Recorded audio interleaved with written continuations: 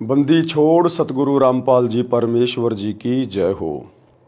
परमपिता परमात्मा सारी सृष्टि के रचनहार, कुल मालिक, असंख्य ब्रह्मांडों के स्वामी, जगत गुरु, तीनों लोकों में प्रवेश करके सबका भरण पोषण करने वाले राजाधिराज, आत्माधार, नाथों के नाथ, देवों के देव, महादेव, सर्वेश्वर, महेश्वर, मृत्युंजय, अजरो अमर, आदि अनादि, सनातनी प्रभु, जगत पिता जगदीश्वर, श्री श्री 1008 की उपाधि के वास्तविक अधिकारी, अकाल मूर्त सौद स्वरूपी राम वासुदेव, सर्वगतम ब्रह्म, परम पूज्य, प्रथम पूज्य, परम संत, परम पुरुष, परम धनी, परम दयालु, सत्य कबीर, हक्का कबीर, अल्लाहु कबीर, अल्लाहु अकबर, बाखबर, अल्लाह ताला, जगत के तारणहार, जगत के मुक्तिदाता, जगत के जगन्नाथ, हारे के सहारे, हिंदुओं के राम, मुसलमानों के अल्लाह, सिखों के वाहिगुरु, ईसाइयों के मसीह, दया के सागर दयानिधि, करुणा के सागर करुणानिधि, स्वयंभू परिभू, संकट मोचन, कष्ट हरण, मंगल करण, दुख भंजन, अविगत कबीर,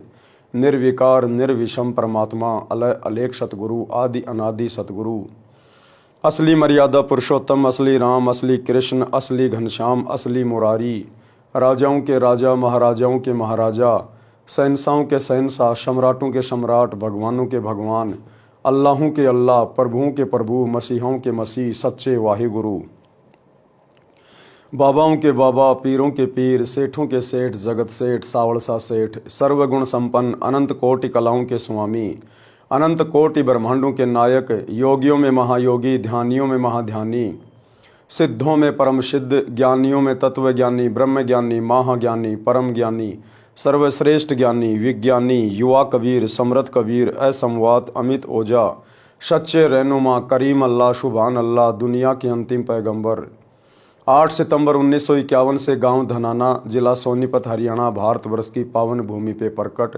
रियल कल्कि भगवान श्री नारायण साकार हरि श्री बाबा साहिब नूर अनंत परमात्मा, संत श्रोमणी सतगुरु रामपाल जी परमेश्वर जी के चरण कमल में साध संगति से जुड़े हुए देश विदेश से आप और हम सभी सत्सेवक भाई बहनों का अनंत कोटि दंडवत प्रणाम। सत्साई भाई और बहनों, दया परमपिता परमेश्वर जी की, सारी सृष्टि के रचनहार की, सतगुरु रामपाल जी परमेश्वर जी के विशेष आशीर्वाद से, उनकी विशेष अनुकंपा से, उन्हीं के कर कमल से लिखित पवित्र पुस्तक जीने की राह के ऊपर वीडियो बनाने की श्रृंखला जारी है। इसी श्रृंखला में आज हमारा ये 11वें नंबर का वीडियो है। प्रत्येक वीडियो में गुरुदेव भगवान के आशीर्वाद से, भगत हो चाहे जगत हो, हमें भक्ति मार्ग से संबंधित बहुत सारी बातें पता चल रही है, जिन बातों को सुनकर हमारी रुचि और अधिक अध्यात्म की ओर अग्रसर हो रही है। भाई और बहनों, जीने की राह यदि इंसान को, मानव शरीरधारी स्त्री या पुरुष को कोई बता सकता है तो केवल परमात्मा सतलोक से चलकर स्वयं ही सतगुरु की भूमिका करके सत्संग करते हुए बता सकते हैं। अन्यथा इस पृथ्वी पर एक जीव दूसरे जीव को जीने की राह नहीं बता सकता। जीने की राह केवल यही नहीं है, बचपन में खेले कूदे, बड़े हुए, पढ़ाई करी, उससे थोड़े बड़े हुए, शादी हुई, बच्चे हुए, उनका पालन पोषण किया, बुढ़ापा आया और फिर मर गया। नहीं, असल में जीने की राह है इस मनुष्य जन्म से भक्ति पूर्ण करके और मोक्ष प्राप्त करवाना, क्योंकि ये मनुष्य जन्म हमें सिर्फ और सिर्फ परमात्मा की सत भक्ति करके जन्म मरण के रोग से छुटकारा प्राप्त करने के लिए ही मिलता है। और यदि हमें इस मनुष्य जन्म में पूर्ण परमात्मा सतगुरु रूप में नहीं मिले, यदि हमें उनकी सत भक्ति नहीं मिली, तो हम अपने इस शरीर को बर्बाद करके फिर 184 योनियों में और नरक में महाकष्ट भोगने के लिए चले जाते हैं। आज इस पृथ्वीवासियों का सौभाग्य है कि ये कलयुग की बिचली पीढ़ी है, भक्ति युग है, परमात्मा स्वयं सतगुरु रूप में धरती पे प्रकट हैं। मौका बिल्कुल भी ना गंवाएं, किसी के कहने से ना चलें, देखा देखी में ना सोचें, ना विचार करें। अपनी आंखों से एक बार सतगुरु रामपाल जी के कर कमल से लिखित पवित्र पुस्तकों को पढ़ें, गूगल से डाउनलोड करें, विशेषकर ज्ञान गंगा और जीने की राह, तथा यूट्यूब पर सत्संग सुनिए, सृष्टि रचना सतगुरु रामपाल जी। अन्यथा भाइयों और बहनों, ये मनुष्य जीवन आपका बर्बाद है, बर्बाद। आप चाहे देश के राजा हैं या मुख्यमंत्री हैं, कुछ भी हैं, बहुत बड़े पैसे वाले हैं, व्यापारी हैं, आज आपका पूरे विश्व में नाम है, लेकिन ये शरीर छूटने के बाद में आपका ये नाम कहीं का नहीं रहेगा। आपकी ये धन संपदा आपके साथ नहीं जाएगी। आपका ये शरीर भी दो मुट्ठी राख बन जाएगा, गधे लौटेंगे उसके ऊपर, गधे। और यदि आपने बहुत ही ज़्यादा नाम कर लिया, बहुत ज़्यादा आपने कुछ कर दिया, ज़्यादा से ज़्यादा आपकी एक मूर्ति बना दी जाएगी चौराहे पे। सारा दिन आधा किलो मिट्टी फाकोगे गाड़ियों की, और साल में एक बार आपको नहला धुला के आपके ऊपर फूलों की माला डाल दी जाएगी, आपकी जयंती मना दी जाएगी। बाकी 363 दिन आपके सर के ऊपर कौवे गोबर करेंगे, बीट करेंगे, बीट। कोई आपकी मिट्टी उड़ाने भी नहीं आएगा कोई, जो आप अपना नाम करने के लिए, दुनिया के लिए ना जाने क्या क्या करके चले गए।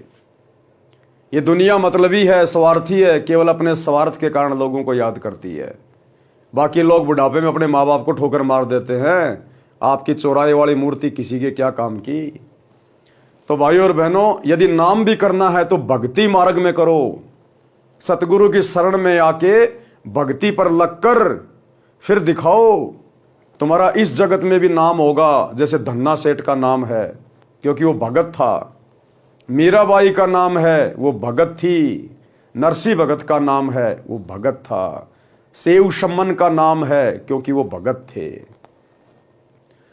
बाकी तो दुनिया अपने दादा परदादाओं को साल में एक बार याद करती है जब उनके श्राद्ध आते हैं, उनको भी कोई याद नहीं करता। तुम बाहर वालों को कौन याद करेगा।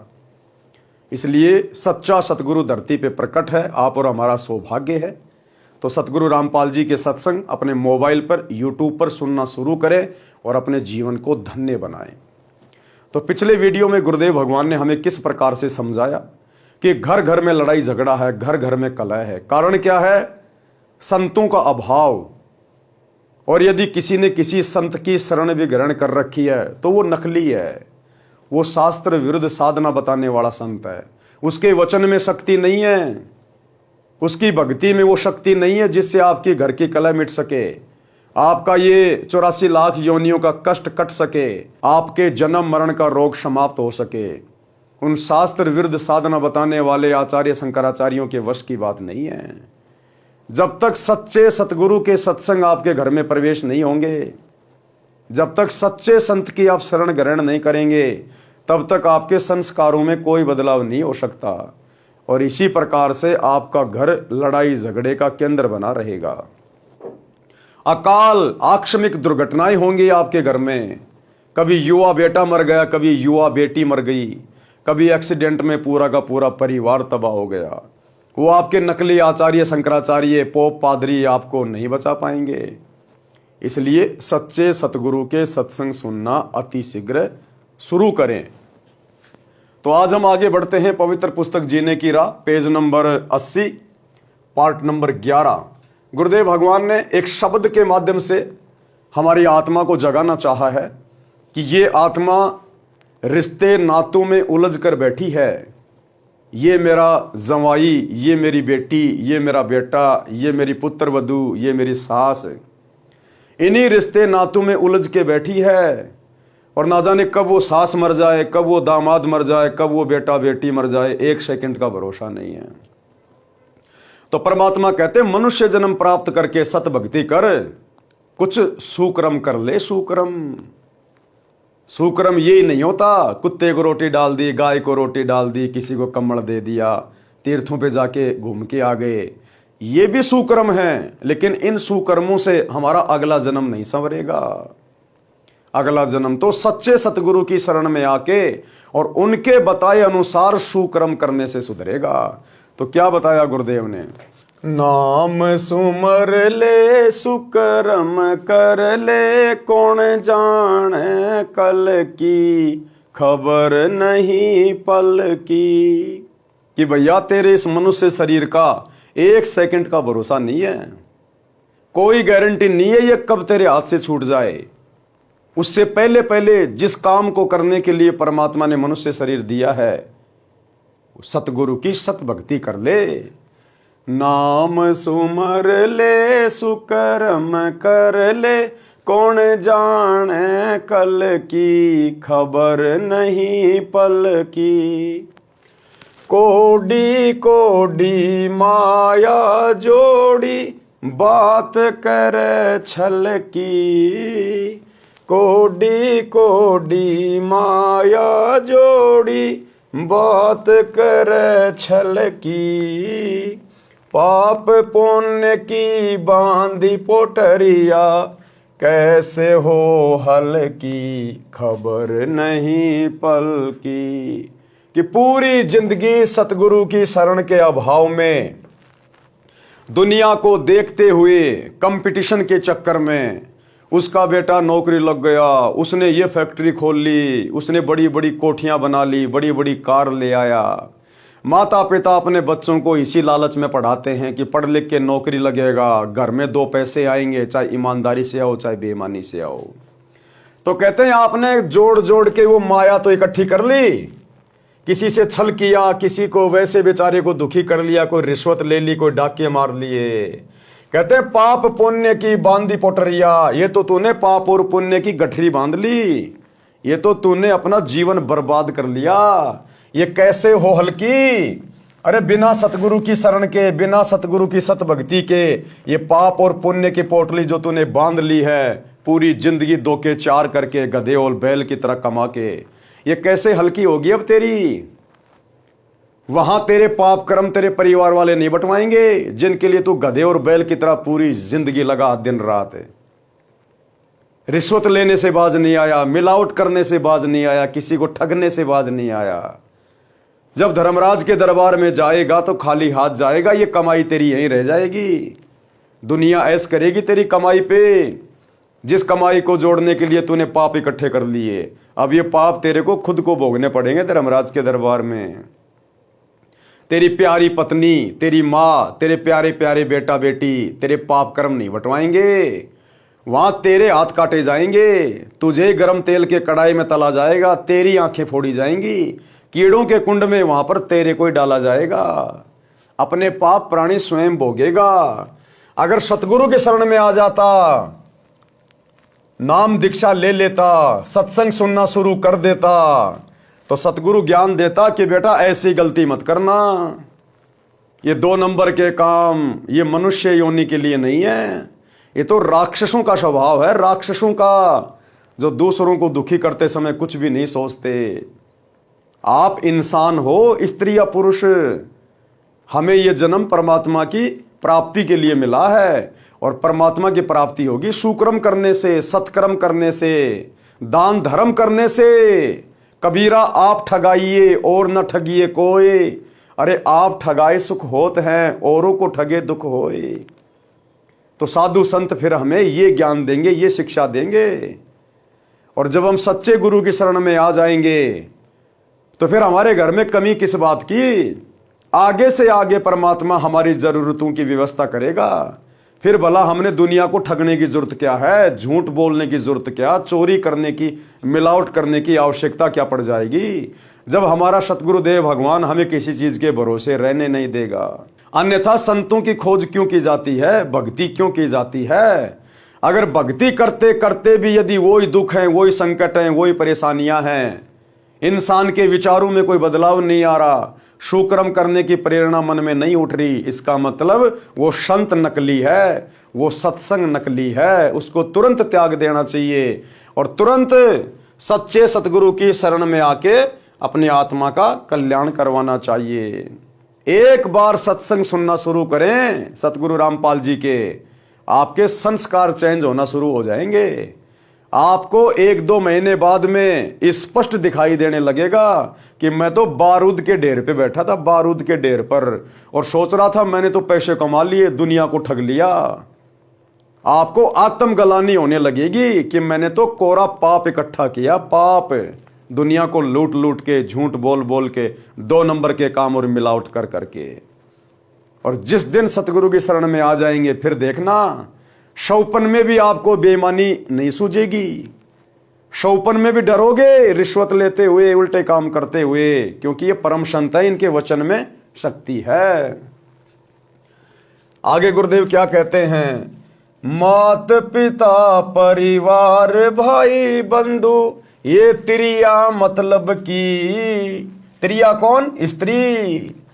मात पिता परिवार भाई बंधु ये त्रिया मतलब की। चलती बरिया कोई न साथी या माटी जंगल की खबर नहीं पल की। कहते हैं जिस परिवार और कुटुंब के चक्कर में, जिनके पालन पोषण के ही चक्कर में तू दिन देखता ना रात गधे और बैल की तरह कमाए जा रहा है, कमाए जा रहा है, घर भरे जा रहा है। कहते अंत समय में जब तू यहां से शरीर छोड़ के जाएगा, जब तेरा शरीर मिट्टी बनेगा, तो कहते हैं चलती बरिया कोई ना साथी, तेरा कोई साथी नहीं होगा। अकेला आया था अकेला जाएगा।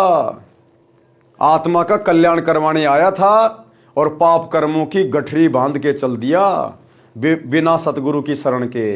तो कहते हैं अंत समय में ना तो तेरे वो परिवार काम आएगा, ना बेटा बेटी, ना तेरी पत्नी, ना तेरा वो धन, कुछ तेरे काम नहीं आएगा। वही परिवार वाले तेरे को उठा के फूक फाक के आ जाएंगे, 2-4 दिन रोलेंगे धोलेंगे, फिर वो स्त्री कोई दूसरा अपना खत्म कर लेगी और वो परिवार वैसे ही चलेगा जैसे पहले चल रहा था। जिस परिवार की जिम्मेदारी लेके तू दिन रात टेंशन में रहता था, मैं मर जाऊंगा तो परिवार कैसे चलेगा, मेरे बेटा बेटी का क्या होगा। वो बेटा बेटी बड़े आनंद से रह रहे हैं, कोई दिक्कत नहीं है। दुनिया के माता पिता मरते हैं, 2-4 दिन का रोना धोना होता है, उसके बाद वो परिवार वैसे चलता है। सब अपनी अपनी किस्मत लिखवा के लाते हैं, कोई माँ बाप के भरोसे नहीं आता है। ये तो हम लोग फालतू की ठेकेदारी ले रहे, फालतू की ठेकेदारी। ठीक है, माता पिता की भी जिम्मेदारी निभानी है, बाल बच्चों का भी पोषण करना है। परमात्मा ये नहीं कहते कि माता पिता को छोड़ दो, परिवार को छोड़ दो या जिम्मेदारी ना निभाओ। नहीं, सारे काम करो, नेक नीति ईमानदारी से करो, लेकिन साथ में जो मुख्य काम था उसको क्यों भूल गया? भक्ति को। अरे मुख्य काम तो भक्ति है ना, तू भक्ति करने के लिए आया था ना इस धरती पर। ये माता पिता तो कल को गधे बनेंगे, वहां भी मिल जाएंगे। औरत कल को कुत्ते बनेंगे, वहां भी मिल जाएगी। बेटा बेटी जानवरों की योनि में मिल जाएंगे। परमात्मा कहते हैं मात पिता मिल जाएंगे, लख 84 माही, ये सतगुरु की सेवा और भक्ति फेर मिलन की नहीं। ऐसा सतगुरु और ऐसा ज्ञान और ऐसा मोक्ष का मार्ग भाई तुझे अन्य योनियों में नहीं मिलेगा। ये तो मनुष्य जन्म में भी बड़ा दुर्लभ है, बड़ा दुर्लभ है। आपके दादा परदादा मर गए चले गए, आज वो भूत बने फिर रहे हैं जिनके आप श्राद्ध निकाल रहे हो। ये सतगुरु उनको प्राप्त नहीं हुआ। आज जो मनुष्य शरीरधारी है उनका सौभाग्य है, अपना रोग कटवा सकते हैं जन्म और मरण का। तो ये सतगुरु पशु योनि तो छोड़ दीजिए, पशु योनि में तो कोई भक्ति कर ही नहीं सकता। मनुष्य योनि में भी मिलना अति दुर्लभ है, अति दुर्लभ। लेकिन आज ये सतगुरु बेहद सुलभ है। अगर जरा सा दिमाग लगा लिया जाए, महीना 2 महीना अगर यूट्यूब पर इनके सत्संग सुन लिए जाएं, सृष्टि रचना को अच्छे से समझ लिया जाए, तो जीवन धन्य हो जाएगा, जीवन धन्य।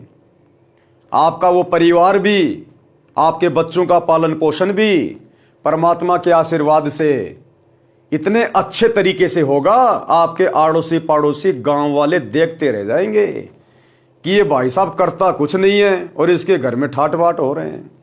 और पहले बैल से ज्यादा कमा रहे थे, बैल से ज्यादा, गधे से ज्यादा, और फिर भी हमारे खर्चे पूरे नहीं हो रहे थे।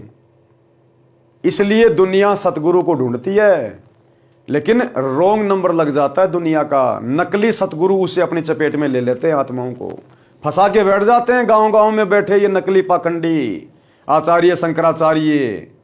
सच्चे सतगुरु की शरण ग्रहण करनी पड़ेगी, तब देखना जीवन में आनंद, मंगल ही मंगल।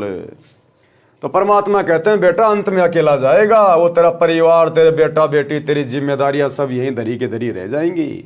2 मुट्ठी राख बनेगी तेरे शरीर की, और फिर पाप कर्म भोगेगा ऊपर जाके। तारों बीच चंद्रमा ज्यों झलके, तेरी महिमा झला झलकी। तारों बीच चंद्रमा ज्यों झलके, तेरी महिमा झला झलकी। बने कुकरा बिष्टा खावे, अब बात करे बल की खबर नहीं पल की। देखो कितने प्यार से समझा रहे हैं गुरुदेव कि आज कोई प्रधानमंत्री बना है, कोई राष्ट्रपति बना है, कोई बहुत बड़ा उद्योगपति है, कोई पैसे वाला है, कोई मंत्री है, कोई संतरी है। आज उनकी बहुत ज्यादा महिमा है। जहां भी जाते हैं दुनिया ले लेके मोबाइल उनकी फोटो खींचने लग जाती है, सेल्फियां लेने लग जाती है। जहां जाते हैं वहां उनका आदर सम्मान होता है, गले में मालाएं डाली जाती है, तालियां बजाई जाती हैं। परमात्मा कहते हैं बिना सतगुरु की भक्ति के ये तेरी झूठी महिमा बेटा किसी काम नहीं आएगी। आज तो तेरी महिमा ऐसी हो रही है जैसे तारों के बीच में चंद्रमा की होती है। रात्रि में तारों में जैसे चंद्रमा अलग ही दिखाई देता है ना, आज इस दुनिया में आम इंसानों में, आम प्राणियों में आज तेरी महिमा ऐसे हो रही है। फलाने देश का राष्ट्रपति, प्रधानमंत्री, मुख्यमंत्री, उद्योगपति, वो क्रिकेटर, वो हीरो, वो हीरोइन, कहते हैं आज तेरी महिमा बड़ी जबरदस्त हो रही है। लेकिन एक सतगुरु की शरण में ना आने से ये महिमा तेरी रहेगी कितने दिन? चलो मान लिया जब तक तेरा शरीर है 60 साल का, 70 साल का, तू मंत्री बन लिया, प्रधानमंत्री बन लिया, दुनिया तेरी फैन हो रही है, तेरी महिमा बन रही है। और जब शरीर छूटेगा तब कहां जाएगा? फिर तेरे ऊपर परमात्मा का नियम लागू होगा, परमात्मा का विधान लागू होगा। सीधा 84 लाख योनियों में तेरे को डाला जाएगा। और 84 लाख योनियों में क्या बनेगा? कुत्ता। क्या खाएगा? टट्टी, गोबर। कहते बने कुकरा बिष्टा खावे और इब बात करे, बल्कि वर्तमान में तो धरती तोल रहा है। सेनाएं तेरे आगे पीछे रहती हैं, बॉडीगार्ड तेरे आगे पीछे चल रहे हैं। तेरे पास रहने की कमी नहीं, खाने की कमी नहीं, एरोप्लेन में यात्राएं कर रहा है, दुनिया तेरी फैन है। और शरीर छूटने के बाद में कुत्ता बनेगा, गोबर खाएगा, टट्टी खाएगा, दुनिया की गालियां खाएगा, कुत्ता कुत्ता। कहते कहां गई वो तेरी महिमा? तू देख नहीं रहा क्या? ये दुनिया भर के कुत्ते, गधे, सुअर, बैल ये क्या खा रहे हैं, कैसे रह रहे हैं, कैसे कैसे कष्ट में अपना जीवन व्यतीत कर रहे हैं? क्यों भाई? अरे इन जानवरों ने ऐसा क्या बुरा कर दिया जो बेचारे ये इतना कष्ट भोग रहे हैं? आत्मा तो इनके अंदर भी है, सुख दुख इनमें भी है, मोह ममता इनके अंदर भी है। ये इतना दुखी क्यों? और इंसान तू इतना सुखी क्यों?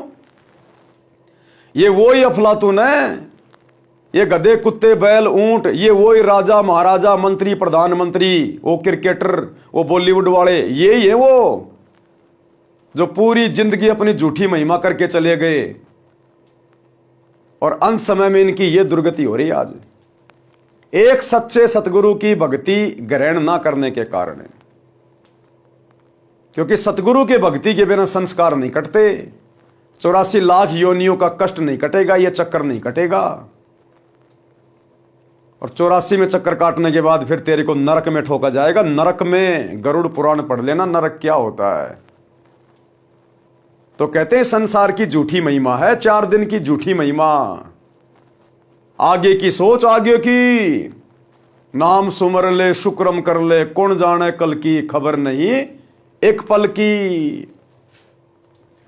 आगे क्या कहते हैं परमात्मा? ये संसार रैन का सुपना, जैसे ओश बूंद जल की, सत्य नाम बिना सब साधना, गार्या दल दल की, खबर नहीं पल की।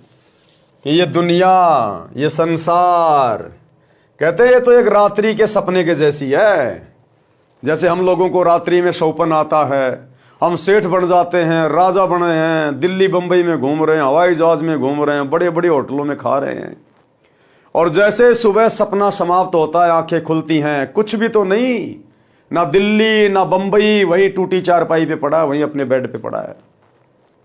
कहां गई वो जहां घूम रहा था तू रात को सौपन में, राजा महाराजा बन के, सेठ बन के? परमात्मा कहते हैं वो रात्रि का सपना घंटे 2 घंटे का। अरे ये जीवन भी तो एक सपना है, ये थोड़ा सा लंबा है। ये किसी का 30 साल का, किसी का 40 साल का, जिसकी जितनी उम्र है वो केवल सपने में जी रहा, सपने में, क्योंकि परमानेंट नहीं है। तेरे दादा परदादा देख ले, तेरी पीढ़ियां देख ले, कोई 60 साल जिया, कोई 70 साल, कोई 80 साल, कोई 100 साल। तू कितने दिन जिएगा? जाना तो तेरे को भी पड़ेगा। जैसे उनके सपने टूट गए ऐसे तेरे भी टूटेंगे। जिस दिन तेरी मौत आएगी उस दिन तेरा ये सपना टूट जाएगा। फिर तू हकीकत में खड़ा मिलेगा धर्मराज के दरबार में नंगा होके अपना अकाउंट करवाने के लिए। और धर्मराज तो एक ही बात कहेगा, ला भैया भक्ति, अरे भक्ति ला, भक्ति धन, कबीरा सब जग निर्धना, धनवंता ना कोई, और धनवंता सो जानिए जिसके पास राम नाम धन होए। तू कहेगा जी मैंने तो भक्ति करी नहीं, मुझे तो पता ही नहीं था। नहीं पता तो चल नरक में, चल गधा कुत्ता सुअर की योनियों में। कितना समझा के भेजा था तेरे को, वहां पर तेरी पूरी फिल्म चला दी जाएगी असंख्य जन्मों की, कि देख हाथ जोड़ रहा था, ये भगवान एक बार मनुष्य जन्म दे दे, ये परमात्मा अब की बार तेरी भक्ति करूंगा और कुछ नहीं करूंगा, कोई फालतू काम नहीं करूंगा। क्योंकि उस समय हमें हमारे असंख्य जन्मों का ज्ञान होता है कि हमने कितने जन्म बर्बाद कर दिए, स्त्री या पुरुष बनकर, राजा महाराजा बनकर। फिर वहां जाने के बाद कुछ नहीं बनेगी। इसलिए उस लाइन में खड़ा ना होना पड़े, वहां पर शर्मिंदगी ना हो, नरक में ना जाना पड़े, 84 में ना जाना पड़े, उसके लिए वो दयालु परमात्मा स्वयं सतगुरु बन के आता है और अपना सत ज्ञान देता है कि भाई मान जा, सुधर जा। अगर तुम लोगों को नहीं पता है तो कम से कम संतों की बातें सुन लो। संतों को आगे पीछे सब कुछ पता होता है, क्योंकि संत त्रिकालदर्शी होते हैं, उनकी दिव्य दृष्टि काम करती है, उन्हें तुम्हारे भविष्य का पता है, आगे पीछे का। इसलिए संत धरती पर आकर निस्वार्थ भाव से परमार्थ के लिए प्रचार करते हैं। संतों को किसी से क्या मतलब है। लेकिन सच्चा सतगुरु केवल एक समय में पूरे विश्व में एक ही होता है, और आज केवल सतगुरु रामपाल जी हैं। तो परमात्मा कह रहे हैं भैया उस समय तेरे साथ में ये बनेगी, ये संसार रैन का सपना यानी रात के सौपन जैसा है। जिस दिन मौत हो जाएगी ये शरीर भी तेरे साथ नहीं जाएगा, कोई इसको जमीन में गाड़ेगा, कोई इसको आग के हवाले करेगा। वो तेरे बेटा बेटी, परिवार, धन संपत्ति, खेत खलियान, तेरे फार्म हाउस, तेरे यार दोस्त, तेरी कार कोठी, तेरा वो पद, तेरे वो फैन, तेरे वो फॉलोवर, सब यहीं के धरे रह जाएंगे। अकेला जाएगा, तेरे साथ कोई नहीं जाएगा। फिर किसके सहारे रहेगा? फिर तुझे कौन बचाएगा? वहां तेरी कोई महिमा नहीं करेगा, वहां तो भगत की महिमा होती है, भगत की। धर्मराज भी अगर कांपता है तो भक्ति के सामने कांपता है। यहां चाहे देश का राजा बन के चला जा और भक्ति करी नहीं, वहां पर कान पकड़ के उठक बैठक निकलवाई जाती है। वहां नहीं चलती है प्रधानमंत्री, ये राष्ट्रपति वाली दादागिरी, प्रधानमंत्री वाली ये पावर वहां नहीं चलती। वहां तो भक्ति चलती है, भक्ति। तो परमात्मा कहते हैं सतनाम बिन सवै साधना गार्या दलदल की। सतनाम यानी सच्चे नाम की साधना के बिना और जितनी भी साधना है ये तो गार्या है, गार्या दलदल की। जैसे दलदल का जो कीचड़ होता है उसमें जितने हाथ पैर मारोगे उतना ही नीचे जाओगे, नीचे। तो इसी प्रकार शास्त्र विरुद्ध साधना चाहे कितनी कर लो, कितनी कावड़ ले आओ, कितनी पैदल यात्रा कर लो, कितने भंडारे कर लो, कितने कम्बल बांट लो, कितने मंदिर मस्जिद चर्च गुरुद्वारों में धोख लगा लो, तुम तो दलदल वाली गार्या में धस रहे हो। अंत में दुर्गति निश्चित है। और सतनाम की साधना केवल सतगुरु रामपाल जी के पास है, बाकी दुनिया में किसी के पास नहीं है। इसलिए समझदार को समय रहते संत रामपाल जी के सत्संग सुनना शुरू कर देना चाहिए। अंत समय जब चले अकेला आंसू नैन ढलकी, अंत समय जब चले अकेला तेरे आंसू नैन ढलकी, कहे कबीर शरण गह मेरी हो रक्षा जल थल की, खबर नहीं पल की। परमात्मा कह रहे अंत समय में जब तू चलेगा ना यहां से अकेला, तेरी आंखों से आंसू निकलेंगे, रोएगा तू, पछताएगा उस समय कि हे परमात्मा मैंने क्या किया। मैं तो खाली आया था और खाली जा रहा हूं। मैं तो जिस चीज को जोड़ने में पूरी जिंदगी लगा रहा, मेरे साथ तो कुछ भी नहीं आया। वो मेरा परिवार, मेरी संपत्ति सब नीचे धरी की धरी रह गई। मैं तो भक्ति करने आया था, भक्ति का तो मैंने खाता भी नहीं खोला, और ये तो दुर्गति हो गई मेरी, दुर्गति। तो मालिक कहते हैं अंत समय में जो भक्तिहीन प्राणी होता है वो रोता हुआ जाएगा, यम के दूत उसके मुख दर मारते हुए लेके जाएंगे, नंगे पैर पकड़ के उसकी कॉलर, उसकी गर्दन। और कहते हैं कहे कबीर शरण गए मेरी, कबीर परमात्मा कहते हैं जब मैं सतगुरु रूप में धरती पे आता हूं, मेरी शरण में तो आके देख एक बार, यम के दूत तेरे निकट भी नहीं आएंगे। हो रक्षा जलथल की, जब तक जिएगा तब तक भी तेरी मैं रक्षा करूंगा, तेरे ऊपर कोई आंच नहीं आने दूंगा। और मरने के बाद तो परमात्मा शब्द रूप में साथ रहेगा, धर्मराज भी हाथ जोड़ेगा, आओ भगत जी, आओ भगत जी। और बाकी प्रधानमंत्री का भी कान पकड़ के आगे ठोकर मारेगा, निकल यहां से नालायक, गया था भक्ति करने, लग गया राजपाट करने में, कोरे पाप कमा के ले आया।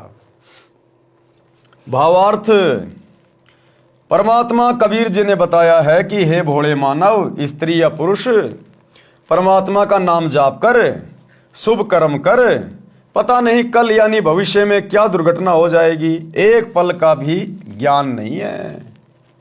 धन का संग्रह छल कपट किए बिना हो ही नहीं सकता। गुरुदेव कह रहे हैं धन का संग्रह छल कपट किए बिना होगा ही नहीं। ये सतगुरु के वचन है, परम सत्य है। 2 नंबर के काम किए बिना, छल कपट किए बिना, मिलावट किए बिना, रिश्वत लिए बिना आपके पास में धन का संग्रह हो ही नहीं सकता, इम्पॉसिबल।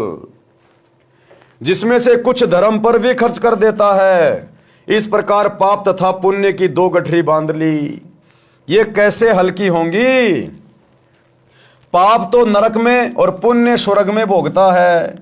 माता पिता भाई पत्नी आदि आदि परिजन अपने अपने मतलब की बातें सोचते हैं, पूर्व जन्मों के कारण परिवार रूप में जुड़े, यानी परिवार में आज जो भी हमारे रिश्ते नाती हैं, आपके बेटा बेटी या माता पिता भाई बंधु, ये पिछले जन्मों के हमारे एक दूसरे के ऋण संबंध हैं।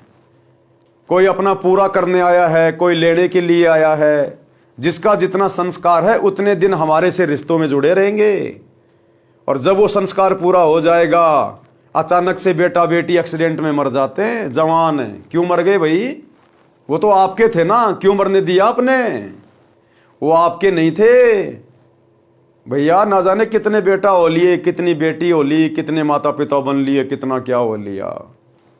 ये तो हमारे पिछले जन्मों के ऋण संबंध है जो हम पूरा करने आते हैं। एक बाप पूरी जिंदगी कमाता है और बेटा आवारागर्दी करता है, शराब पीता है, वो पिछले जन्म में उस बाप ने उस बेटे का खा रखा है, अब की बार वो पूरा करने आया है। वो बाप कमा कमा के दे रहा है जो पिछले जन्म में उसका लूटा था, और वो बेटा खा रहा है। एक घर में बेटा कमा रहा है, बाप शराब पी रहा है। अब वो बाप का उस बेटे ने पिछले जन्म में धन खा रखा है, इस जन्म में वो बाप बैठा बैठा खा रहा है और वो बेटा कमा कमा के दे रहा है। आपके घर में जो दामाद जी हैं, आपने जिनको अपनी बेटी दे दी, बहुत सारा दहेज भी दे दिया, गाड़ी भी दे दी, वो दामाद उस ससुर ने पिछले जन्म में उस दामाद का खा रखा है, लूट रखा उसको। इस जन्म में वो दामाद बनके, जवाई बनके वो धन भी ले गया और बेटी भी ले गया। ये केवल ऋण संबंध है, यहां कोई किसी का नहीं है। एक लेवा एक देवा दूतम, कोई किसी का पिता नहीं पुतम। ऋण संबंध जुड़े सब नाता, अंत समय सब 12 बाटा। जैसे वो संस्कार खत्म, उसी समय सब अपने अपने रास्ते निकल जाते हैं। मरने के बाद बेटा कहाँ जाएगा, बाप कहाँ जाएगा, माँ कहाँ जाएगी। भक्ति नहीं करी तो बाप बनेगा गधा, माँ बनेगी कुतिया, बेटा बनेगा शुअर। हो गया 12 बाट अंत में सब कुछ। और अगर सतगुरु की शरण में आ जाते, सत्संग सुन लेते, नाम दीक्षा ले लेते, तो सतगुरु अपने विमान में बैठा के ले जाता, विमान में बैठा के अपने सतलोक में। ना या गधा बनना, ना कुत्ता बनना, ना किसी का लेना, ना किसी का देना। और भैया मरना तो है, अमर तो कोई रहेगा नहीं, चाहे जो मर्जी हो, मरना तो है। अगर मरना है तो फिर आगे का भी क्यों ना सोच ले कि मरने के बाद आगे कहां जाएंगे, ठिकाना कहां होगा हमारा। थोड़ा उस पर भी तो विचार कर लो 2 मिनट शांति से बैठ के, कि मरना तो पड़ेगा, और मरेंगे तो शरीर भी साथ नहीं जाएगा, बाकी चीजें तो जानी नहीं है।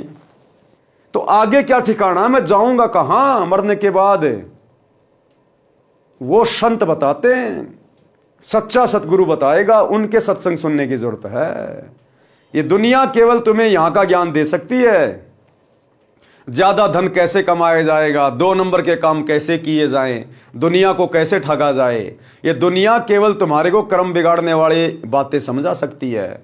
लेकिन संत तुम्हारे कर्म सुधारने वाली बातें बताएगा, इसलिए संतों की जरूरत पड़ती है।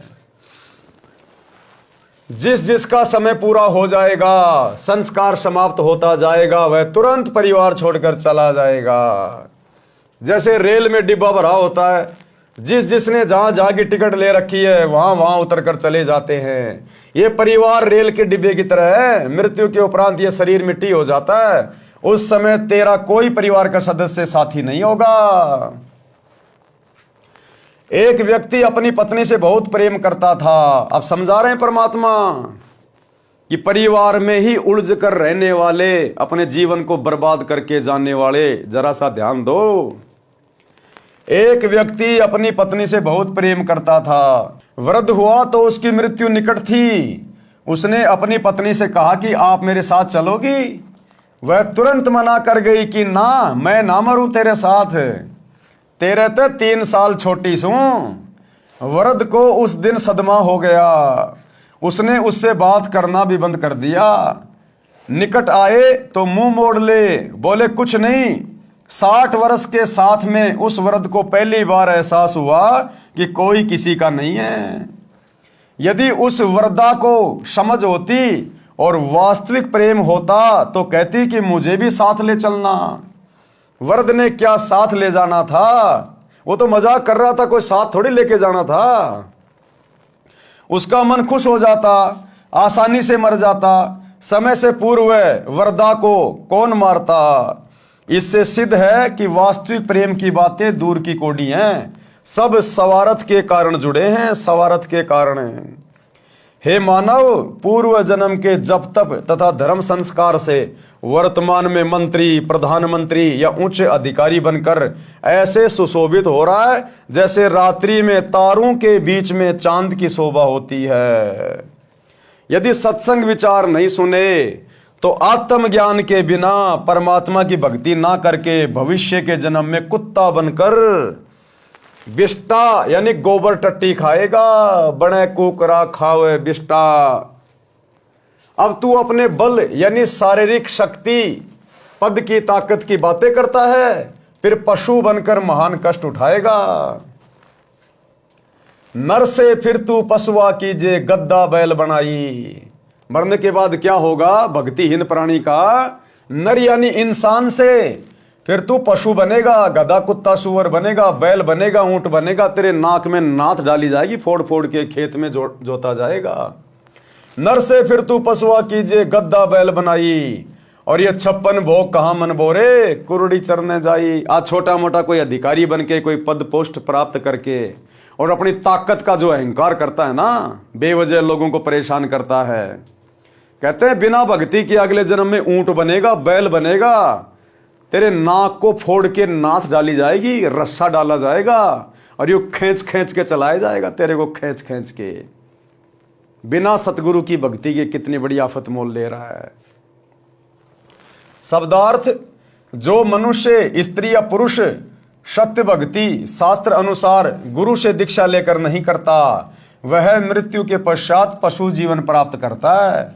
वह गधे या बैल के शरीर प्राप्त करता है। मानव शरीर में स्वादिष्ट भोजन खाता था। गधा बनने के पश्चात अच्छा खाना भी नहीं मिलता। गधे का शरीर धारण करके जंगल में कूड़े के ढेर में गंदा भोजन व घास खाता है। इसलिए भक्ति करो। आज तो लक्स के साबुन से नहा रहा है, बड़े बड़े महंगे महंगे खुशबूदार शैम्पू लगा रहा है, सेंट लगा रहा है? जरा सी कोई गंदगी लग जाए तो शर्ट को उतार के नई ले लेता है। और एक भक्ति ना करने से अगले जन्म में गधा बन के राख के ऊपर लौटेगा, राख के ऊपर। जिंदगी में कोई तुझे एक बार भी नहीं नहलाएगा, एक बार भी। ये दुर्गति होगी फिर इस इंसान की। ये 4 दिन की महिमा, उसके बाद कष्ट ही कष्ट। हे मानव, संसार में तेरा जीवन ऐसे है जैसे सुबह ओस के जल की बूंदें घास पर चमक रही होती हैं, जो कुछ समय में समाप्त हो जाती हैं। इसलिए पूर्ण सतगुरु से सतनाम की यानी सच्चे नाम जाप मंत्र लेकर भक्ति करके जीव का कल्याण करा ले।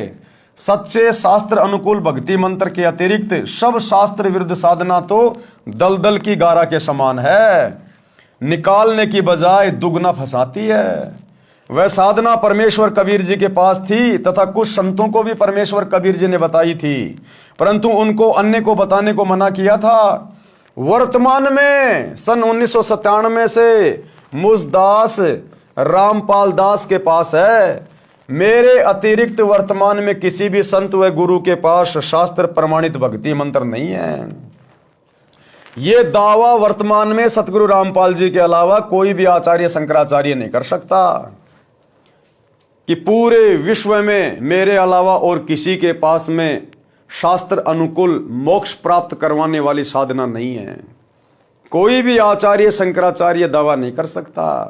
ये क्या दावा करेंगे?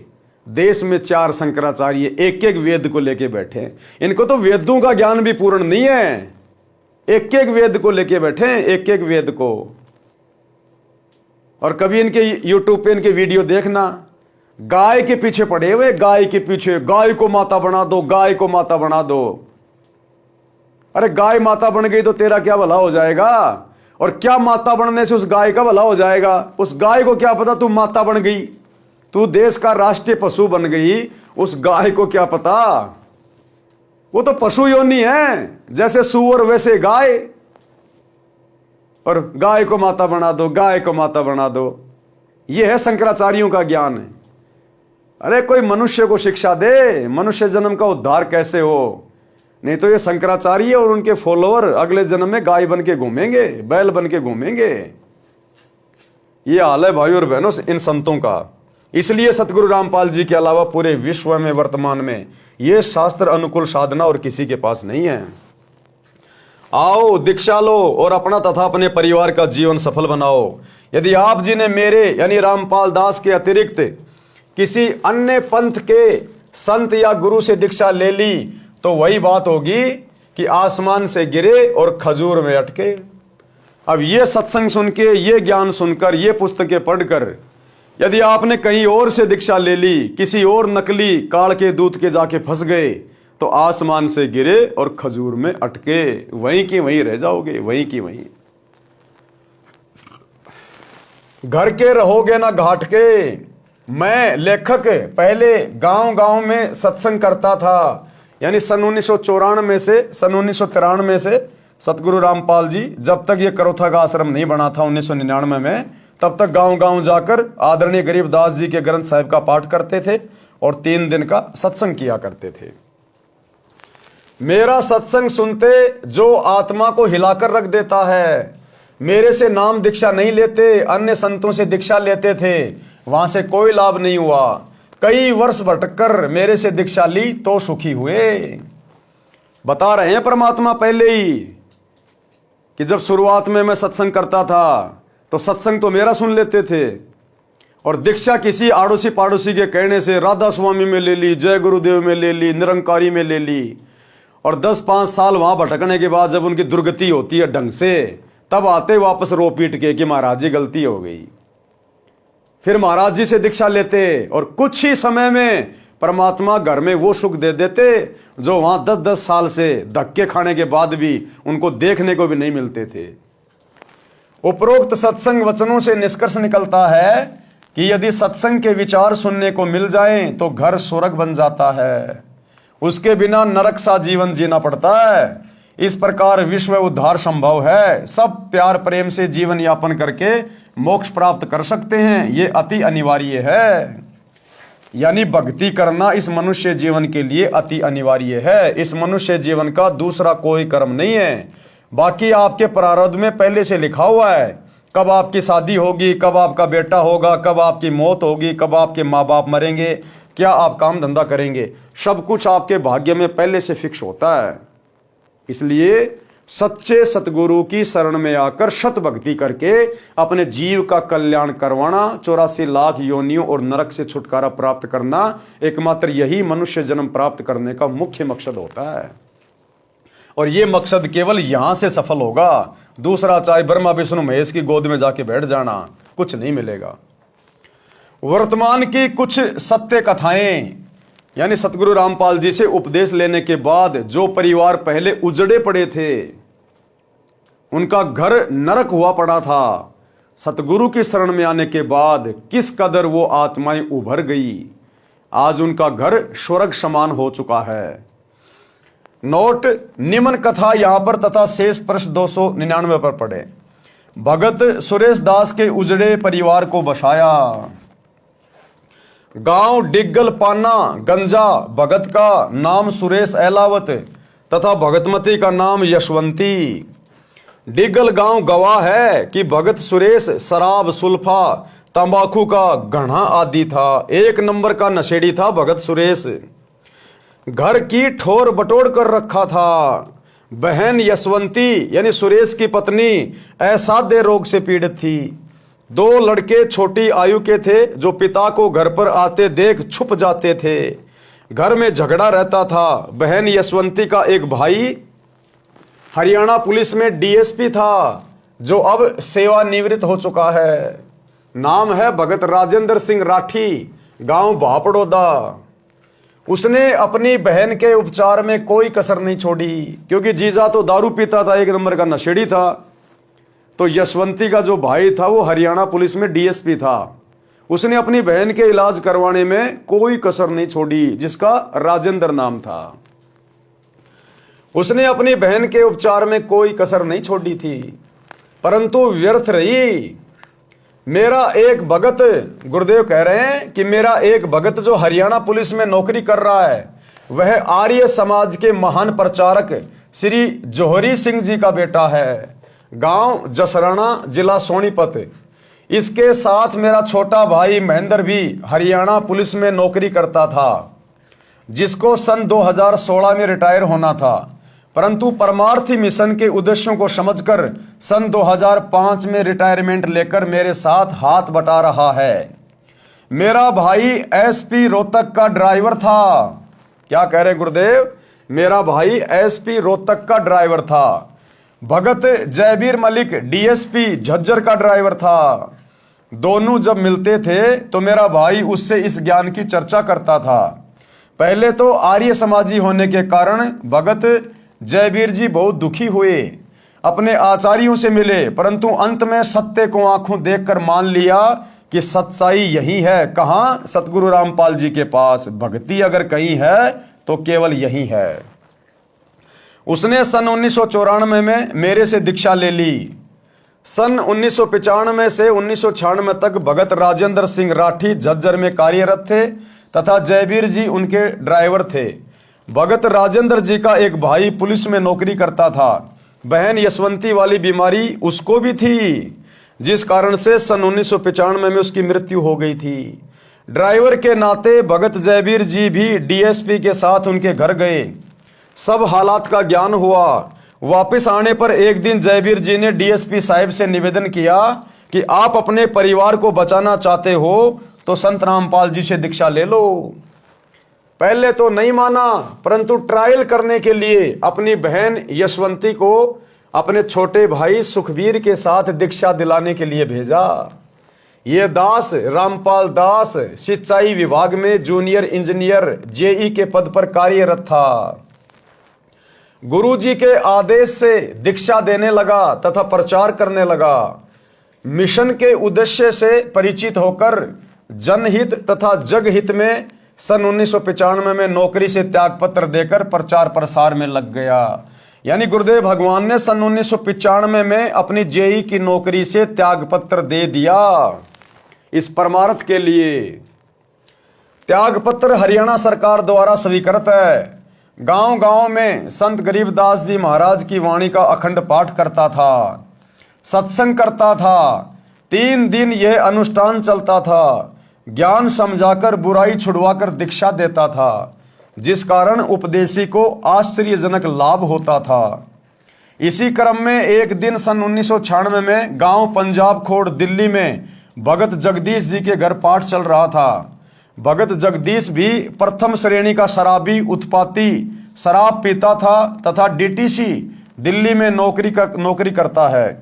उसकी पत्नी की लाइलाज बीमारी भी मुजदास से दीक्षा लेने के पश्चात ठीक हो गई थी। कर्ता परमात्मा है, उसकी शक्ति संत के माध्यम से आती है। जैसे तार द्वारा बिजली आती है, तार बिजली नहीं है, इसी प्रकार संत परमात्मा भले ही नहीं है परंतु तार अवश्य होता है। उस समय बहन यशवंती की जीभ काम करना बंद कर गई थी। उस राजेंद्र की बहन थी यशवंती, उसकी जीभ भी बिल्कुल काम करना बंद कर गई थी। उसको बोले हुए कई दिन हो गए थे। वह गूंगी हो चुकी थी। सुखवीर जी अपनी बहन को साथ लेकर शाम के समय भगत जगदीश जी के घर आए। मेरे को सब समस्या बताई। वे दोनों भाई बहन रात्रि में सत्संग सुनकर वहीं रुक गए। बहन यशवंती को नाम दिया, प्रसाद खिलाया। सुबह उठकर वह अपने भाई से बोली, भाई मैं बोलने लग गई हूं। वो यशवंती जो भयंकर बीमारी से पीड़ित थी, उसके भाई राजेंद्र ने, डीएसपी ने दुनिया भर का पैसा लगा दिया लेकिन ठीक नहीं हुई। अंत में उसकी जुबान भी काम करना बंद कर गई, गूंगी हो गई। और जिस दिन सतगुरु रामपाल जी से रात्रि के समय नाम लिया, प्रसाद खाया और जाकर सो गई। सुबह उठी तो अपने भाई से बोली, भाई मैं तो बोलने लग गई, मैं तो स्वस्थ हो गई, मैं ठीक हो गई हूं। यह चमत्कार देखकर दोनों भाई बहन उपस्थित व्यक्तियों जो सत्संग सुनने और भोग लगाने के समय पहुंचे थे, सबको बता रहे थे कि कमाल हो गया। उसके पश्चात डीएसपी साहब ने तथा सर्व परिवार तथा रिश्तेदारों ने दीक्षा ली। आज सब सकुशल हैं, भक्ति कर रहे हैं। भगत सुरेश प्रथम श्रेणी का शराबी था, जिसके घर पे पाठ चल रहा था, सत्संग चल रहा था। अपनी पत्नी को ठीक हुआ देखकर सत्संग में आने लगा। शराब तथा सर्व नशा त्याग कर नाम लेकर सुधर गया। उस समय तक कोई आश्रम नहीं बनाया था, गांव गांव में प्रचार किया जाता था। अब बहन यशवंती के परिवार की पूरे डिग्गल गांव में मिसाल है। सुरेश चौधरी भगत बन गया, जो एक नंबर का शराबी था। सारी बुराई त्याग दी। दोनों लड़के दिल्ली पुलिस में एक ही दिन सिपाही भर्ती हो गए, केवल सतगुरु के आशीर्वाद से। अन्यथा वो परिवार नरक बन गया था, नरक। उस यशवंती की तो अकाल मृत्यु होनी थी और वो थोड़े दिनों बाद में शराब पी पी के मरना था। और दोनों बच्चे उसके भीख मांग मांग के खाने थे, भीख मांग मांग के। उस परिवार की ये हालत होनी थी। लेकिन सतगुरु की शरण में आने से, सत्संग सुनने से आज वो परिवार आबाद हो गया, आबाद। दोनों लड़के दिल्ली पुलिस में एक ही दिन सिपाही भर्ती हो गए। लोगों को लगा होगा कि पैसे देकर भर्ती कराए होंगे, परंतु ये सत्य है कि एक पैसा भी किसी को नहीं दिया। आप स्वयं जांच कर सकते हैं। दोनों लड़कों के विवाह में 1 रुपया से अधिक कुछ नहीं लिया। यह भी जांच का विषय है। ऐसे ऐसे अनेकों उदाहरण हैं। ये कहानी बताने का मेरा उद्देश्य यह है कि जैसे गीता अध्याय 16 श्लोक 23 और 24 में कहा है कि शास्त्र विधि को त्याग कर मनमाना आचरण करने वाले को तो कोई लाभ परमात्मा से नहीं मिलता। और सतगुरु रामपाल जी के अलावा धरती पर जितने भी शंकराचार्य, आचार्य, मंडलेश्वर, गिरी, पुरी, नागा, ओगड़, वैष्णव, शैर, जितने भी ये पंथ वाले हैं, जितने भी ये साधु संत महात्मा हैं, श्री राम कथा कहने वाले, श्री कृष्ण लीला कहने वाले, रामायण का पाठ करने वाले, यानी एक सतगुरु रामपाल जी को छोड़कर आज धरती पर कोई संत या सतगुरु या गुरु कहलाने का अधिकारी नहीं है। उनके पास में शास्त्रों के अनुसार साधना नहीं है। वे मनमुखी भक्ति कर रहे हैं और तुम लोगों से करवा रहे हैं, और अंत में तुम सबका जीवन नरक बना के छोड़ देंगे, नरक बना के। आज घर घर में भक्ति हो रही है और घर घर में दुख है, कष्ट है, अकाल मृत्यु है, लड़ाई झगड़ा है। क्या खाक काम आ रही हो भक्ति? अरे वो देवी देवता जिनकी भक्ति कर रहे हैं, कौन से दिन काम आएंगे फिर? तो भाई और बहनों, सच्चे सतगुरु की शरण में आने से ही बात बनेगी, अन्यथा धरती पर भक्ति नहीं है। शास्त्रोक्त भक्ति करने से परमात्मा की शक्ति से सर्व असंभव कार्य भी सिद्ध हो जाते हैं, मोक्ष भी मिलता है। ऋग्वेद मंडल 10 सूक्त 161 मंत्र 2 में भी प्रमाण है कि परमात्मा की भक्ति करने वाले का असाध्य रोग भी नष्ट हो जाता है। परमात्मा की भक्ति करने वाले का असाध्य रोग भी, यानी जिस रोग का कहीं कोई इलाज ना हो, डॉक्टर हाथ खड़े कर लें, वो रोग भी सच्चे सतगुरु की भक्ति शुरू करने से समाप्त हो जाता है। आपने हॉस्पिटलों के भी चक्कर काटने की जरूरत नहीं है। अब इतना सब कुछ बिल्कुल निःशुल्क, फ्री, मुफ्त।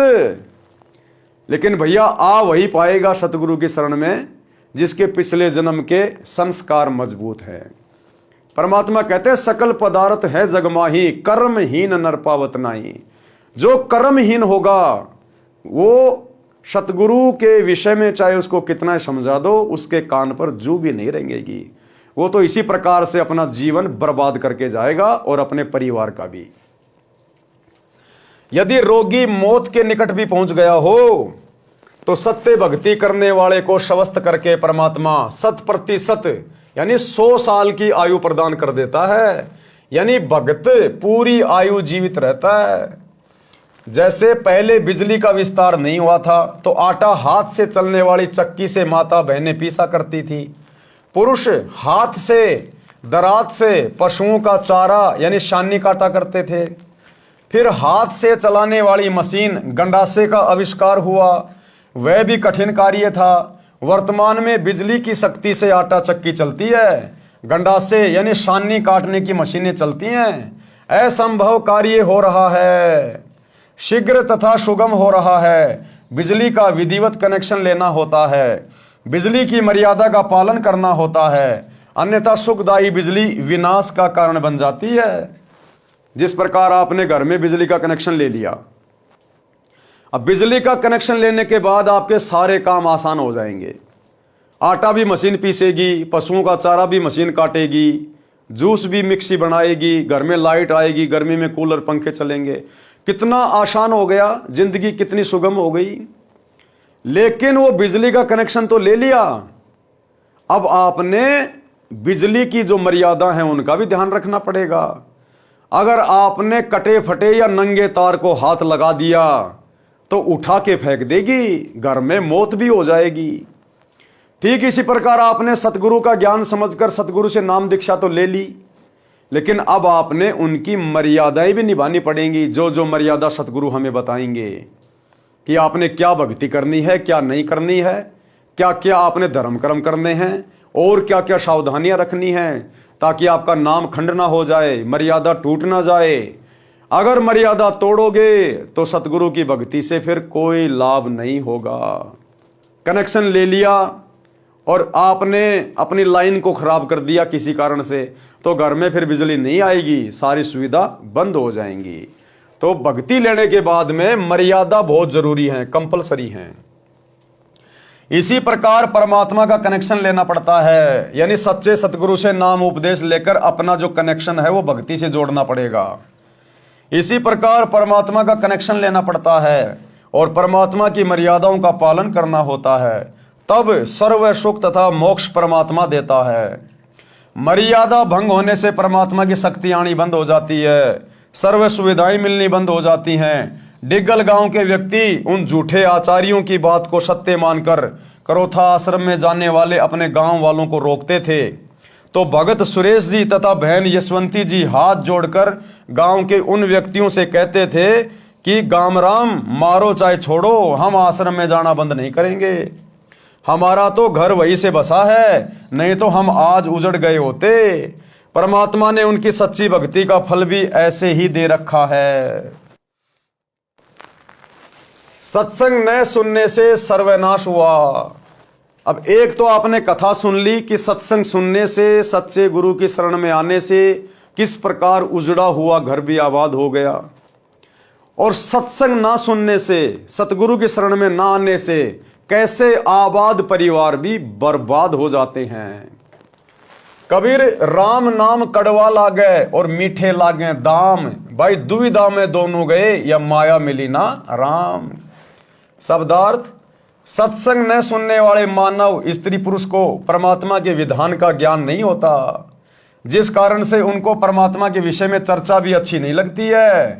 धन संग्रह करना अच्छा लगता है, जिस कारण से उनको दोनों से हाथ धोने पड़ते हैं। यानी उससे न तो परमात्मा मिलता है और न ही मृत्यु के पश्चात धन भी यहीं रह गया, उसके दोनों ही हाथ से निकल गए। पंजाब प्रांत में मेरे यानी रामपाल दास के पूज्य गुरुदेव जी का आश्रम तलवंडी भाई की नामक कस्बे में है। उनके सतलोक चले जाने के पश्चात उनका दास रामपाल दास महीने के दूसरे रविवार को सत्संग करने जाता था। मेरे गुरुदेव जी के कुछ शिष्य तलवंडी भाई की कस्बे के सेठ भी हैं। उनका रिश्तेदार शुक्रवार को एक वृद्धा की मौत पर शोक व्यक्त करने सपरिवार आया था। वह शनिवार 2 बजे बाद दोपहर को अपने घर चंडीगढ़ जाने लगा तो सत्संगी रिश्तेदारों ने उनसे कहा कि आज और रुक जाओ, कल सुबह 8-10 बजे सत्संग होगा, आप सत्संग सुनकर प्रसाद लेकर जाना। यानी जहां गुरुदेव सत्संग करने जा रहे थे तो वहां पर उनका कोई रिश्तेदार आया हुआ था जिनके घर पे सत्संग था। पैसे वाला था, बड़ी पार्टी थी, बिजनेस करता था, मारुति गाड़ी में सपरिवार आया हुआ था। उनके घर में कोई मौत हो गई थी, इसलिए शोक व्यक्त करने आया था। तो जब वो जाने लगा तो भक्तों ने कहा जी आज और रुक जाओ, 10-11 बजे गुरु जी का सत्संग है, 2-3 घंटे सत्संग होगा, सुन के आराम से चले जाना आप जी। लेकिन उसको तो भैया पैसे की चिंता हो रही थी कि मेरी पार्टी आई हुई है, उसको मैंने होटल में ठहराना है, उसके लिए मैंने बहुत ज़्यादा बंदोबस्त करने हैं, मेरा उसके साथ में एग्रीमेंट होना है, मैंने 5 लाख रुपए उससे कमाने हैं। अब 1995 में 1998 में 5 लाख रुपए भाई साहब आज के 15-20 लाख रुपए के बराबर थे। तो वो नहीं माना और सपरिवार बिना सत्संग सुने चल दिया। रिश्तेदार ने कहा कि कल रविवार को एक पार्टी आएगी, 2 बजे उनसे मेरा अनुबंध होना है यानी एग्रीमेंट है, जिसमें मुझे 5 लाख रुपए का लाभ होगा। यह घटना सन 1998 की है। सत्संगियों ने आग्रह किया कि आप रविवार को 11 बजे सुबह चलोगे तो भी आप समय पर पहुंच सकते हो, फोन करके उन्हें सूचित कर देंगे कि वे कुछ देर से आ जाएंगे। परंतु वह नहीं माना क्योंकि उसको तो पैसे दिखाई दे रहे थे 5 लाख। उसके परिवार में कुल 4 सदस्य थे, पत्नी तथा बेटा बेटी। चारों अपनी मारुति कार में सवार होकर चंडीगढ़ के लिए शनिवार को रवाना हो गए। चंडीगढ़ से कुछ पहले अंबाला शहर के पास एक बजरी का भरा ट्रक खराब हालत में खड़ा था। उसके पिछले टायर निकाल रखे थे, जैक लगा रखा था। माया के लोभी को केवल 5 लाख का ही लाभ नजर आ रहा था। यानी वही बातें सोचता हुआ गाड़ी चला रहा था, पार्टी आएगी, एग्रीमेंट करूंगा, उस बिजनेस में मुझे 5 लाख रुपए मिलेंगे, 5 लाख से फिर ये करूंगा वो करूंगा। कार पूरी गति से चला रहा था। कार उस बजरी के भरे ट्रक के नीचे घुस गई, जैक हट गया, पूरा परिवार कुचल गया। बड़े दुख के साथ कहना पड़ रहा है कि यदि सत्संग सुनने के लिए रुक जाता तो ये नाश नहीं होता। माया के बिना तो काम चल जाता, परंतु काया के बिना यानी शरीर के बिना नहीं चलता, क्योंकि शरीर है तो परमात्मा की भक्ति करके आत्म कल्याण कराया जा सकता है। परमेश्वर कबीर जी ने सतर्क किया है कि कबीर राम नाम कड़वा लागे और मीठे लागे दाम, दुविधा में दोनों गए माया मिली ना राम। अब उसको सत्संग तो लग रहा था कड़वा और 5 लाख रुपए लग रहे थे मीठे। ये राम नाम कड़वा लागे और मीठे लागे दाम, और दुविधा में दोनों गए माया मिली ना राम। अब मर गया, पूरे परिवार को ले मरा, हो गया पूरा घर बर्बाद, मर गए सारे के सारे। वो एग्रीमेंट वहीं धरा का धरा रह गया, ना वो पैसा साथ गया और शरीर भी उसका भी सत्यानाश कर दिया, जिस शरीर से भक्ति करके मोक्ष प्राप्त कर सकता था। इसलिए भाई और बहनों, संतों की शरण अति आवश्यक है। कहते हैं संत शरण में आने से आई टले बला, और जय मस्तक में सूली हो कांटे में टल जा। अगर वो सत्संग सुनने के लिए रुक जाता तो वो बला संत टाल देता। संत इसीलिए तो प्रयास करता है अपने भक्तों में प्रेरणा करके। वो भगत उसको क्यों रोक रहे थे? गुरुजी की प्रेरणा से, क्योंकि गुरुजी को तो पता था ना आगे का क्या होने वाला क्या नहीं होने वाला। लेकिन भैया वो नहीं माना तो अपनी दुर्गति करवा बैठा। शब्दार्थ, सत्संग ना सुनने वाले मानव स्त्री पुरुष को परमात्मा के विधान का ज्ञान नहीं होता, जिस कारण से उसको परमात्मा के विषय में चर्चा भी अच्छी नहीं लगती। धन संग्रह करना अच्छा लगता है, जिस कारण से उसको दोनों से हाथ धोने पड़ते हैं। यानी उससे न तो परमात्मा मिलता है और मृत्यु के पश्चात धन भी यहीं रह गया। उसके दोनों ही हाथ से निकल गए। इसलिए भाई और बहनों, सत्संग की ओर रुचि करो, आत्म कल्याण कराओ और जीवन की राह को आसान बनाओ। और ये जीवन की राह आसान वर्तमान में केवल एकमात्र सच्चे संत सतगुरु रामपाल जी की सत भक्ति से होगा। दूसरा धरती पे कोई सेंटर नहीं। और सत्संग में जाने से बड़ी आपत्ति टल जाती है। कबीर संत शरण में आने से आई टले बला, जय भाग्य में सूली हो, यानी मौत भी हो, कहते हैं कांटे में टल जा। भावार्थ, समर्थ कबीर परमेश्वर के कृपया पात्र सच्चे गुरु सतगुरु से दीक्षा लेने वाले भगत या भगतमती की परमात्मा रक्षा करता है। यदि पूर्व जन्म के पाप के कारण साधक को मौत की सजा सूली यंत्र के द्वारा मिलनी भाग्य में लिखी हो, जो अत्यधिक पीड़ादायक होती है। पहले के टाइम में राजा महाराजा सूली की सजा तोड़ा करते थे। एक 5 या 6 फुट का भाले नुमा ऊपर से पहना एक लकड़ी होती थी, उसको जमीन में गाड़ दिया जाता था। और जिस व्यक्ति को सूली की सजा सुनाई जाती थी उसको अच्छे से बांध के ऊपर उसके एक चकड़ा लगा दिया जाता था और उस व्यक्ति को गुदा द्वार से बैठा दिया जाता था ऊपर। उसकी गुदा से वो भाला अंदर जाता था शरीर में, धीरे धीरे धीरे धीरे, और खोपड़ी से निकलता था। इतनी कष्टदायक पीड़ादायक मौत दी जाती थी, उसको कहते थे सूली तोड़ना।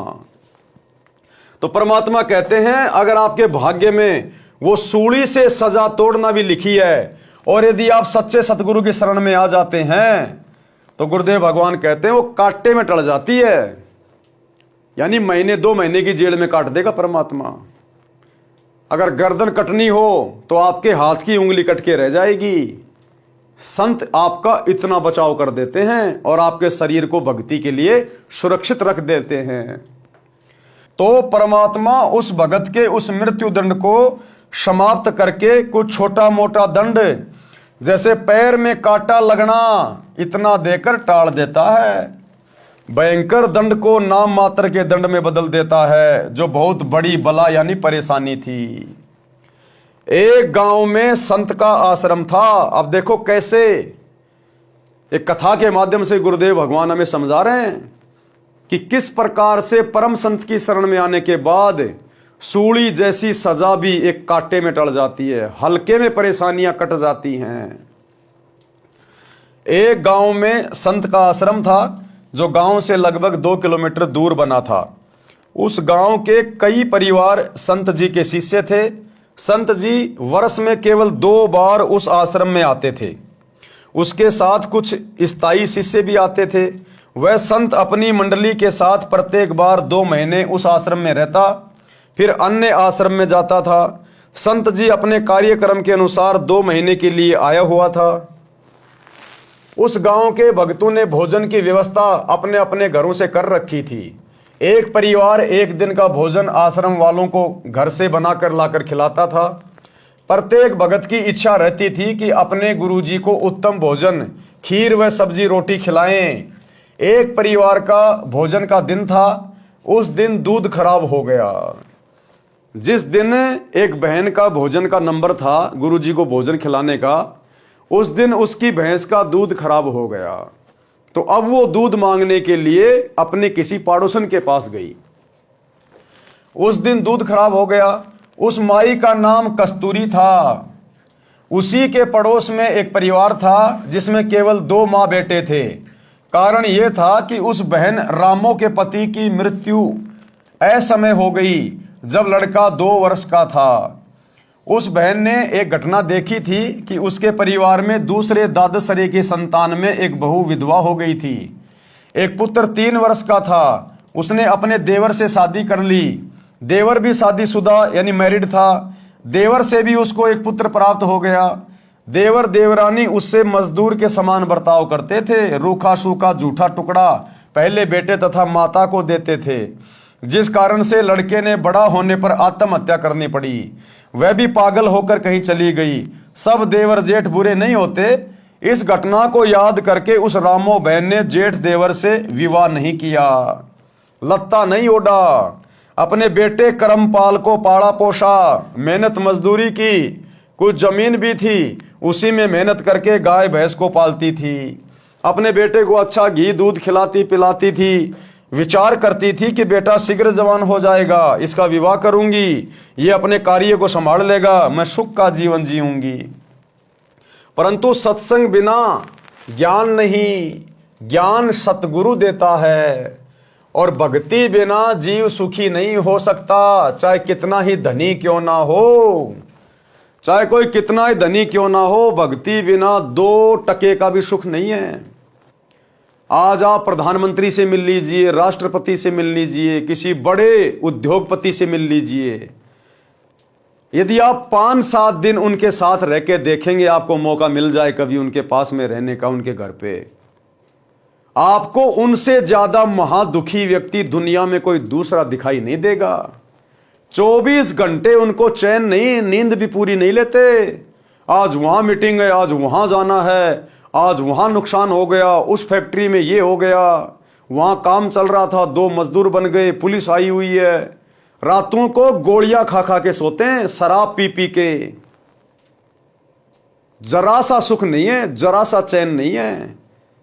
बस केवल हमें दिखाई देते हैं कि ये तो एरोप्लेन में घूम रहा है, महंगी महंगी गाड़ियां ला रखी हैं, बड़ी बड़ी कोठियां बना रखी हैं। उनके अंदर सुख शांति 1 पैसे की भी नहीं है, 1 पैसे की भी। सिर पर पिता का साया नहीं था, बेटा मां के लाड से बिगड़ता ही है। मां का स्वभाव अपने संतान को सर्व संभव सुख देना होता है। कहावत है कि रांड का बेटा तथा रंडवे की बेटी बिगड़ती ही है। कारण यह है कि पिता कार्यवश बेटी की गतिविधि पर ध्यान नहीं रख पाता, मां बेटे की गतिविधि पर ध्यान नहीं दे पाती। बेटी को तो अपने साथ रखती है, जिस कारण से करमपाल नशा करने लग गया। अब यह कहानी परमात्मा उस औरत की बता रहे हैं जिस औरत का उस दिन दूध खराब हो गया था, और उसके पड़ोस में जो औरत थी रामो और उसका बेटा करमपाल, ये उनकी कथा परमात्मा बता रहे हैं। माता से झगड़ा करके रुपए या बाजरा जवार चना ले जाता, उसे बेचकर नशा करता। और रामो का बेटा जो करमपाल था, जिसका पिता बचपन में मर चुका था, अब मां के लाड़ प्यार से वो इतना बिगड़ गया, वो नशा करने लग गया। मां पैसे नहीं देती तो घर से अनाज वगैरह चोरी करके दुकान पे बेच के और शराब पीने लग जाता। मां सारा दिन रोती रहती थी कि सोचा क्या था, ये कैसी कर्म गति, आगे से आगे सब उल्टा हो रहा है। जिस चिंता के कारण दुबली पतली हो गई थी। भगतमती कस्तूरी अपनी पड़ोसन रामो यानी राम प्यारी के घर गई।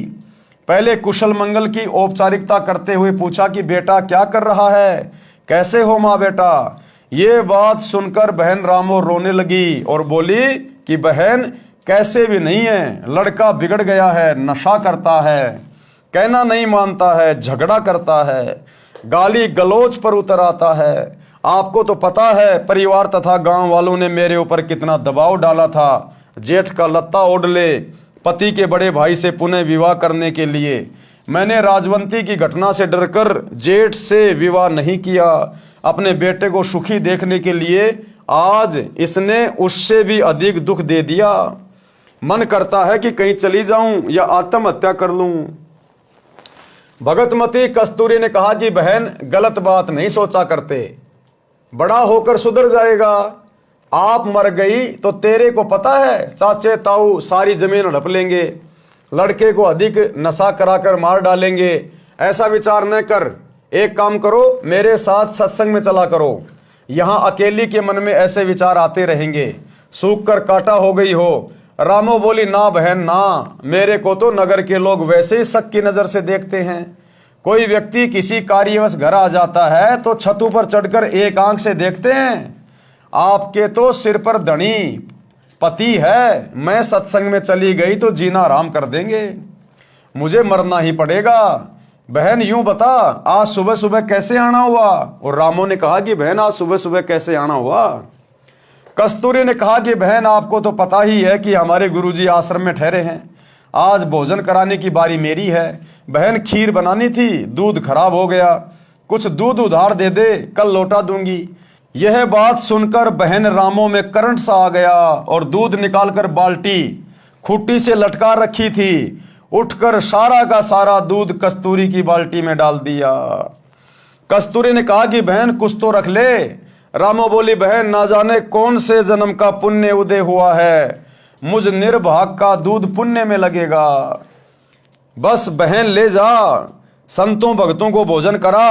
कस्तूरी बहन आश्चर्यचकित थी कि सारा का सारा दूध तो मैं सत्संगी होते हुए भी नहीं दे सकती थी, किलो 2 किलो तो रखती।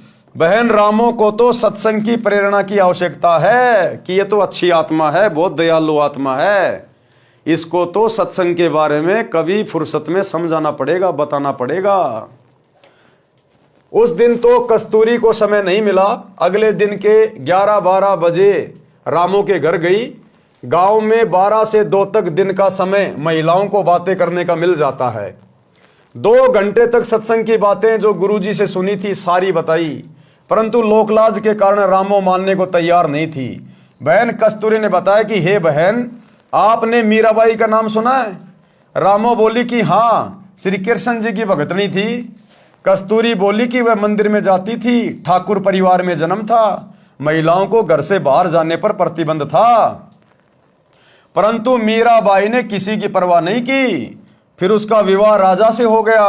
राणा जी धार्मिक विचार के थे, उसने मीरा को मंदिरों में जाने से नहीं रोका, परंतु लोक चर्चा से बचने के लिए मीरा जी के साथ 3-4 महिला नौकरानी भेजने लगा, जिस कारण से सब ठीक चलता रहा।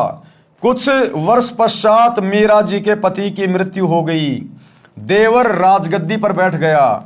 उसने कुल के लोगों के कहने से मीरा को मंदिर में जाने से मना किया, परंतु मीराबाई जी नहीं मानी, जिस कारण से राजा ने मीरा को मारने का षड्यंत्र रचा। विचार किया कि ऐसी युक्ति बनाई जाए कि यह भी मर जाए और बदनामी भी न हो। राजा ने विचार किया कि इसे कैसे मारें। राजा ने कहा कि सपेरे एक ऐसा सर्प ला दे कि डिब्बे को खोलते ही खोलने वाले को डंक मारे और व्यक्ति मर जाए। ऐसा ही किया गया। राणा जी ने अपने लड़के का जन्मदिन मनाया। उसमें रिश्तेदारों तथा अन्य गणमान्य व्यक्ति आमंत्रित किए।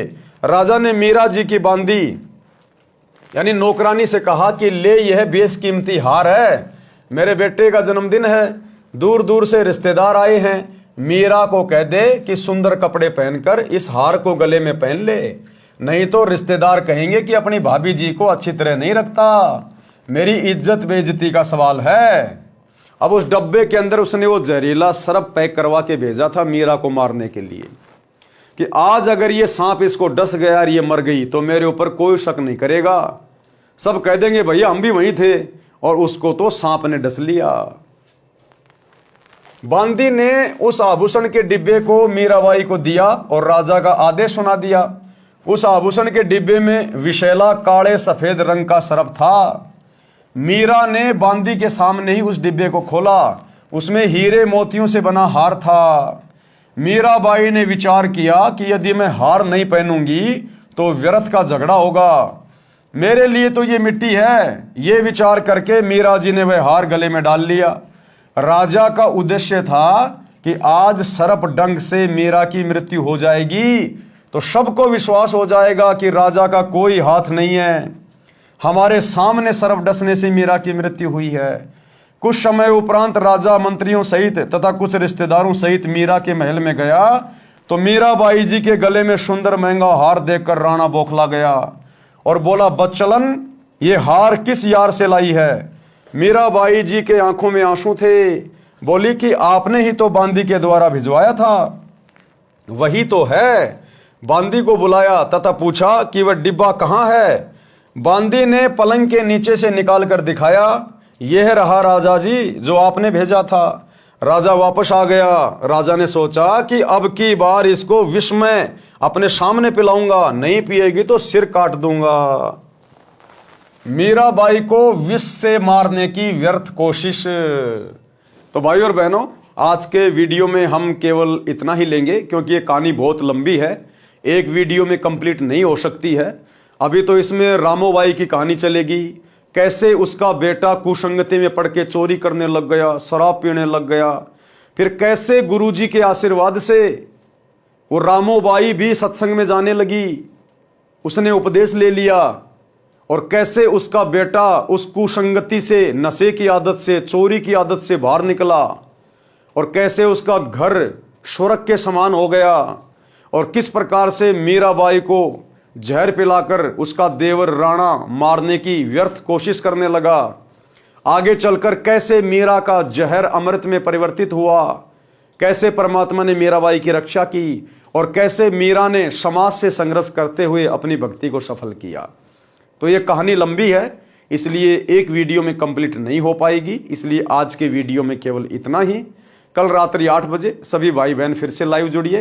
तब तक गुरुदेव भगवान हम सबको आज्ञा दें, इजाजत दें, सद्बुद्धि दें, आशीर्वाद दें। बंदी छोड़ सतगुरु रामपाल जी भगवान की जय हो। भाई जो गुरु बचन पे डट के कट गे फंद 84 के, कट गे फंद 84 के, कट गे फंद 84 के। भाई जो गुरु बचन पे डट के कट गे फंद 84 के।